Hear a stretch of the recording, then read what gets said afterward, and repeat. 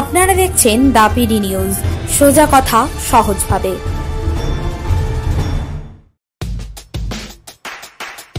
খবর দেখতে সাবস্ক্রাইব করুন আমাদের YouTube channel the PD news.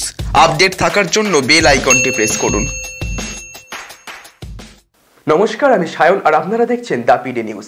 আশাকর্মীকে মারধরের অভিযোগ উঠল এক যুবকের বিরুদ্ধে। ঘটনাটি ঘটে বীরভূমের মল্লারপুর থানার অন্তর্গত পারচন্দ্রহাট গ্রামে।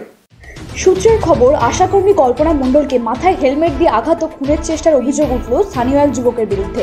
অভিযুক্ত যুবকের নাম কাঞ্চন মণ্ডল। ঘটনায় কল্পনা দেবীর বাড়ির লোকজন এসে তাকে মল্লারপুর প্রাথমিক হাসপাতালে নিয়ে গেলে তারপর তার অবস্থার অবনতি হলে তাকে রামপুরহাট হাসপাতালে স্থানান্তরিত করার পরামর্শ দেন চিকিৎসকেরা। ঘটনায় কাঞ্চন মণ্ডলের বিরুদ্ধে মল্লারপুর থানায় অভিযোগ দায়ের করেন কল্পনা দেবী।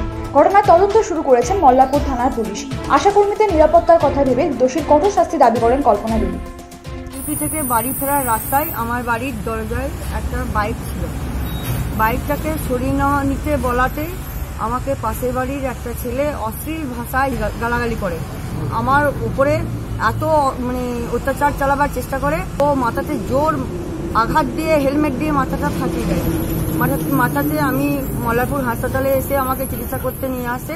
আমি একটা সুবিচার চাই। এফআইআর করেছেন? হ্যাঁ, করলাম থানায়, যাতে ওই দোষী দৃষ্টান্তমূলক শাস্তি পায়। আমি এই কাঞ্চন মণ্ডল যাতে শাস্তি পায়। আমি আশাকর্মী হয়ে আমার সিকিউরিটি কোথায় হবে?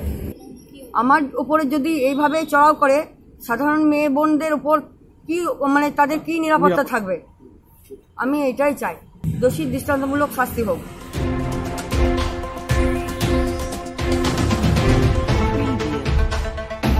বীরভূম থেকে সৌগত মণ্ডলের রিপোর্ট, দ্য পিডি নিউজ।